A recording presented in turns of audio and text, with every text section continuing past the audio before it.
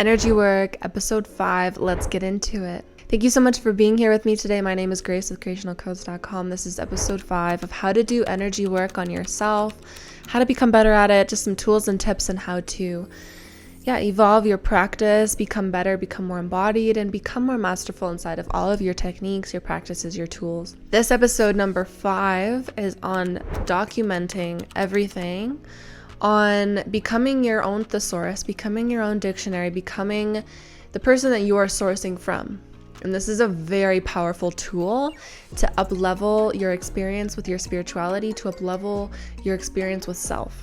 As well, before we get too deep into the video, please like this video, please subscribe to the channel, really appreciate it, it helps me a lot. So self-sourcing, I've talked about this quite a bit on this channel recently. It's like my new repetitious topic. I'm really interested in it. And the reason I'm interested in it is because a mentor of mine recently said to me that the most powerful tool you could have is by knowing your own field, knowing your own body, and knowing what you are receiving and why that's important to you. And even if you're not receiving the same information or you're not feeling the same way as everybody else around you right now, that doesn't mean you're wrong. That doesn't mean that anything's wrong with you or that you're not in the same vibe as everybody else. I think that that's comfortable for us because it's kind of like the unfortunate sheep situation where we kind of just like to flock together and do everything together and be the best of pals, which is beautiful. But our experiences are all very different, and our experiences aren't going to be the same as Joe next door, and our experiences aren't going to be the same as your bestie who is having massive upgrades when you're spiraling deep into depression or whatever. We're meant to be on our own trajectory and inside of our own experience, and that's what makes us unique and beautiful and epic inside of this lifetime. Self-sourcing basically means that you source your information from yourself and then you double check it. So I actually heard this a lot in the beginning of my spiritual journey. People would be like, when you receive a spiritual animal or a spirit animal comes to you, or a number, an angel number comes to you, or something special comes into your life, before you Google it, try to feel what that is for you. Try to feel into what you're receiving from that information. Because if you think about it, do we really want to be fully reliant on Google all the time?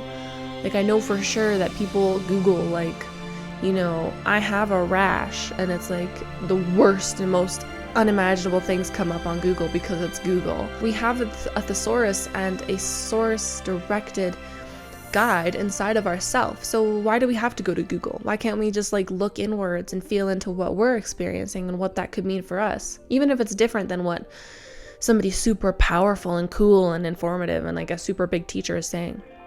You could have a completely different experience than her, and that's so beautiful. What a unique thing. So self-sourcing is really powerful because it gives you so many tools. It gives you so many upgrades. It allows you to believe and trust yourself in new ways.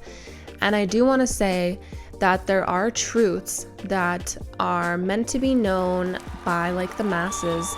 And sometimes we do get confused when we're just on our own, and we do need each other. We need to listen to each other. We need to learn from one another. That's how we grow. That's why we're on this planet together, is to grow together. Because if there's just one light in a tunnel, you get by okay. But if there's 100 lights in a tunnel, easy peasy. But what if somebody's going down a weird random tunnel in that cave and you're I don't know if I should go that way, but all the lights are going that way. Does that mean you should go even if your gut and your heart is I want to go this way? No, you don't have to go that way. You should go the way that you're being guided. How do we document everything? How do we become our own thesaurus? How do we self-source our spiritual information? You need to start documenting. You need to start writing down your experiences in your meditations, writing down your, if you channel or if you talk to your higher self or if you talk to God, start writing it down. Start putting it in a journal or putting it in a cute little Canva book, as if you're writing a book. Start documenting your experience as if you're literally writing a thesaurus about have you ever witnessed Merlin or alchemists in the old days, or wizards, and they just had these huge books of information? You can write your own book of information that somebody in the future may want to have. Maybe it's your children, maybe it's your friend, maybe you're going to pass it down to somebody. How epic would that be? So you can document your experience. You can document all of the words that you hear, what they mean to you, all of the numbers, all of the symbols you see, all of the information that we receive. We can write it down, document it, and build upon it. And even if you write it down, doesn't mean that you're 100% right and that's like, set in stone. You can actually go back and be like, Grace, from 5 years ago, you're so cute. I actually just learned that that's completely false, and we're going to fix that. Be humble enough inside of your experience to know that you can do that as well. You can fix your mistakes or evolving, growing being. So if you write something down and you're like, I don't know if it's right or true, it doesn't have to be right or true. It can be your experience right now, and that is a beautiful, epic thing. And that's what my guides have guided me to do, is just write it down, because it's meaningful to me right now. It means something to me, and it's bringing me on a trajectory where I can reference backwards, and I can also reference, from where I am right now, and then go backwards and be like, I don't know if that's right, or I can build upon it, because it gives you the power of knowing what you've experienced before and not forgetting it. Because I don't know about you guys, but whenever I do meditations, if I don't write down, I'll do an hour-long meditation, and I'll have 20 things happen in the meditation. I'm flying through dimensions, I'm fixing things, I'm healing aspects, I'm seeing symbols, I'm receiving information. It's a lot. So if we don't write it down, it's pretty, we're probably gonna forget it. So we should write it down, because that's what would empower us to remember it, empower us to feel good about it. Like I said, I'm actually new to this practice myself. I had a big experience of wanting to just reject a bunch of stuff.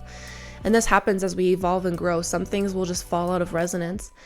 And it can be like a death. It can be like an identity death, because if you really start to label yourself as something and identify as something, and then all of a sudden you just don't feel resonant to it anymore, your mind is completely blown away. Who am I? What do I belong to?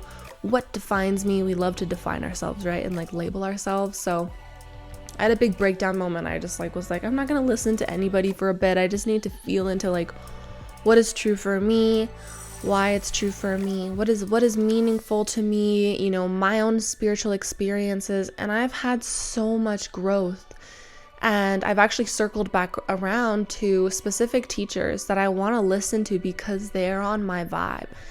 And sometimes you do have to protect your vibe. And I'm really passionate about being open-minded, because that is what has, taken me on a beautiful trajectory of just kind of fast-tracking my experience, I would say, is just open-mindedness to so many things. But also you have to protect what feels sacred to you, because sometimes our fields are vulnerable. Sometimes our fields don't want to be looking at the news all the time, or the traumatization of the planet, or all of this stuff that, doomsday topics that people are so interested in.